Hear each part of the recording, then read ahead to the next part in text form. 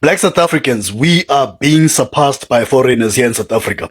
And here's the thing, this is not a conversation where we are talking about Mabahambe, they should not be here, they should go back to their countries. But it's more of a wake-up call for us, you know. Let's say you are watching this alone. This is a conversation between me and you.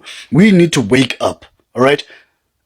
Other Africans come here to South Africa and they build their lives. Let's not look at the people who are doing illegal things, because there are some people who are doing things legally in the country, despite the fact that they may have came in illegally or legally. At the end of the day, they do some things that are actually legal, that are recognized as legal, and there's no crime to what they're doing. And they are surpassing us, South Africans. And I have to be intentional because I'm particularly talking to black people, black South Africans, because I think above all, we are the ones that complain the most about foreigners, right? And rightfully so, we do.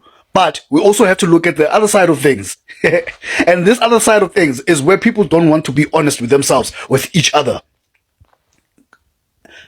Pay attention to any township, whatever township that you live in South Africa, as you are watching this video. Look at the people who are now taking over the township economy, who are running things in the township economy.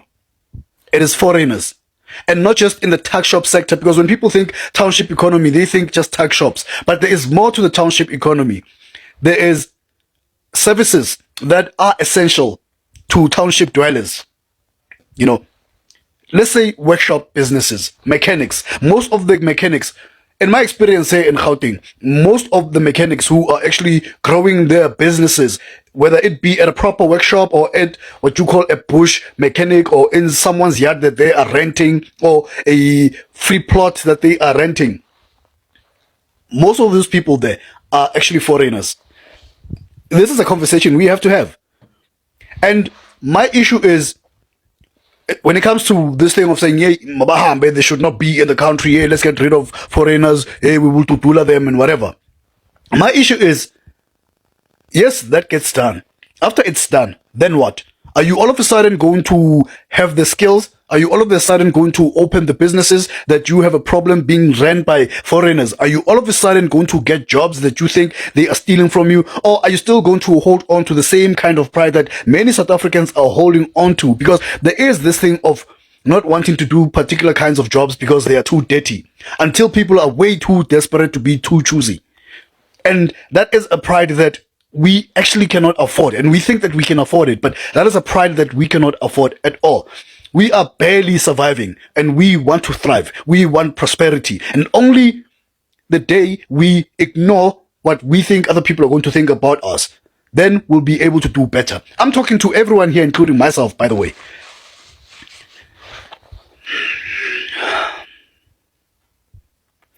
I'm trying to pace myself and not be too offensive, because there's words that I want to come out of my mind right now, and I know they're not true. So let me just keep them away.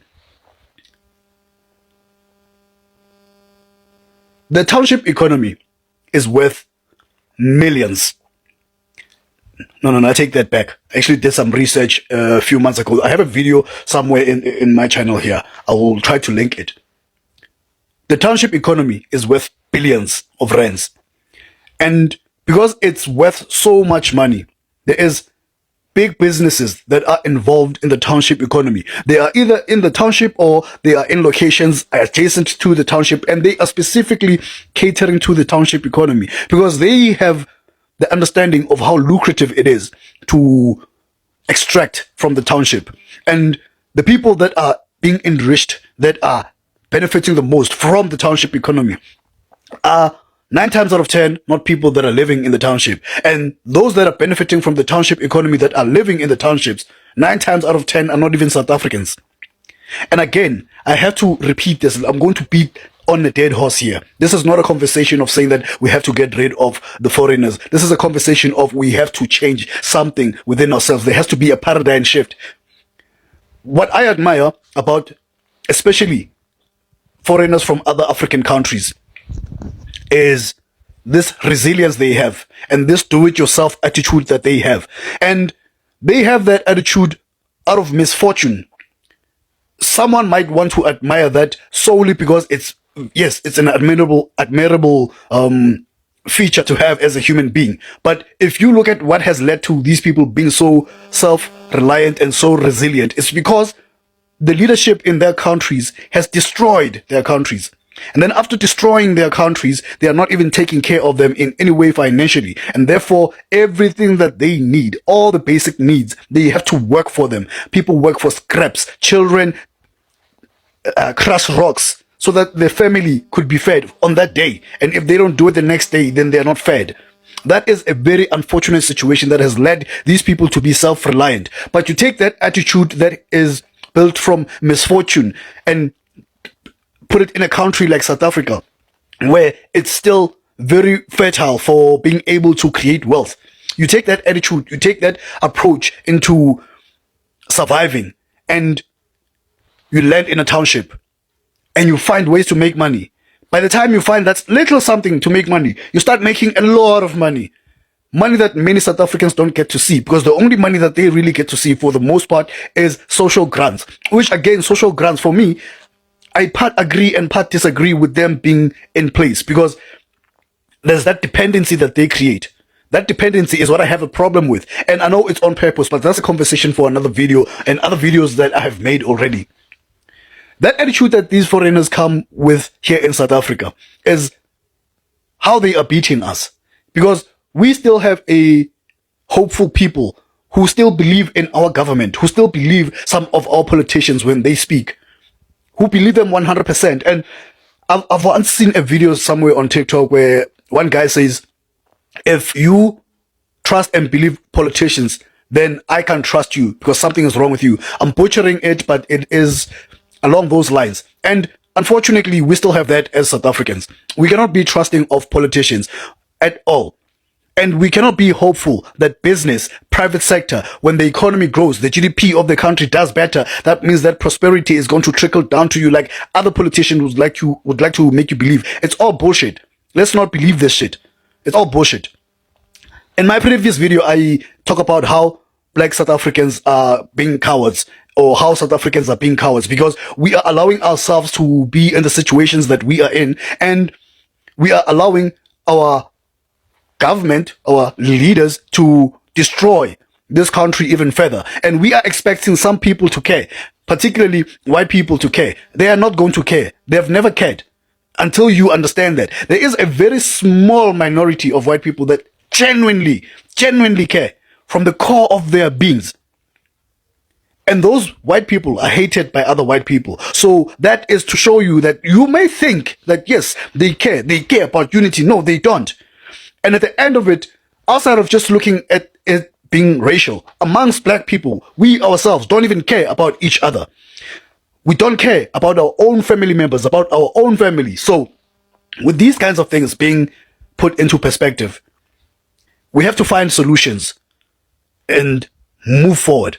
Politics is not going to move us into prosperity. In fact, they are moving us further and further away from prosperity. No matter who they are, that's what is going to happen. And they are proving it. They were saying, Cyril Ramaphosa Tumela Mina is the best. Blah, blah, blah, blah. Well, we see how the country has turned out under Cyril Ramaphosa. And the DA has the gall, the audacity to say that Ramaphosa is the best, or his faction is the best in terms of leadership for the country under the ANC, only because it benefits their funders, the people who benefit the most from the South African economy. And it is not me and you, ordinary South Africans. It's not me and you, black South Africans. Yes, maybe those employees that work for these markets that fund the DA. Yes, you get a small salary there, but that salary is literally to just say, you know what, we are paying you for making us as much money as possible. We're going to give you these peanuts so that you can always come back, take 1 or 2 days in a week to rest so that you are rejuvenated, come back and make us more money. If you pass on, we're not going to take care of your family. Your children cannot inherit that job. If you are unable to work for too long, we have to replace you. We don't really care about you. The bottom line is what is most important, and that is capitalism. That is what it is. There's no trying to be social about this. And the moment we realize that even these jobs that many South Africans have are not not as safe as you think. They may be safe for you as an individual. And if you don't have children and don't plan to ever have children, then you are 100% safe. But if you have children and you have a job, your children will not be able to inherit that job. And you can put things into place so that they are taken care of once you pass on. But what if you pass on too early, when your children is, or your child is 8, 9 years old? How long the things that you've put into place are going to take care of this child? Are they going to put them through to varsity? We don't know that. For some people are thinking about, some people are thinking about these things, and I want you to think about these things and ensure that you make plans for your family. But back to the topic of the video. We need to change our mindset as South Africans.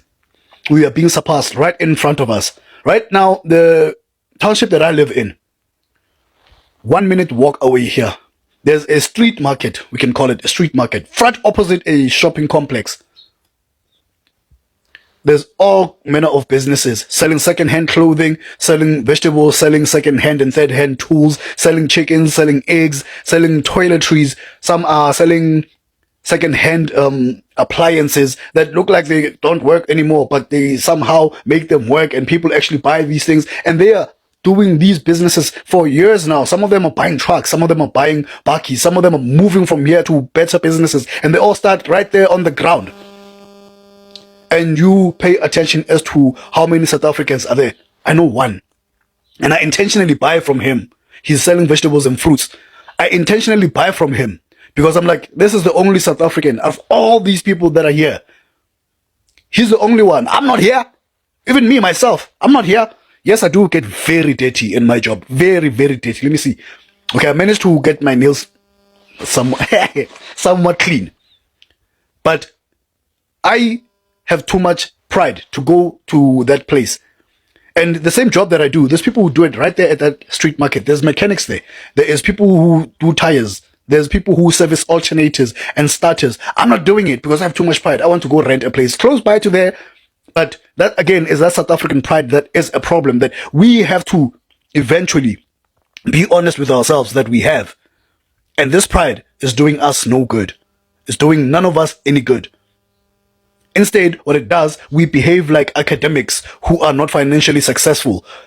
When they see people who are not academics, people who did not get as educated as they are, financially doing well, they judge them as though that's financial success is nothing. They want to diminish it as if it's nothing, but that is something. But because they did not attain that financial success through academics, they want to invalidate it. They want to treat it as though it's nothing, which again, it's pride, it's stupid, it's arrogance. And we South Africans, we have that.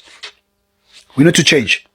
We absolutely need to change. And I'm even thinking to, yes, still talk politics here and there, but now focus again on how this channel was created. Me talking about business, me talking about how to feed yourself, basically. And the funny part is when I look at these older videos and I see some of the comments and the people I used to interact with on emails and so forth, it was 8 times out of 10. It was foreign people. And I know people that have started some businesses based on the business ideas that I have given in some of my older videos. And they're doing well. Shit! South Africans. Anyway,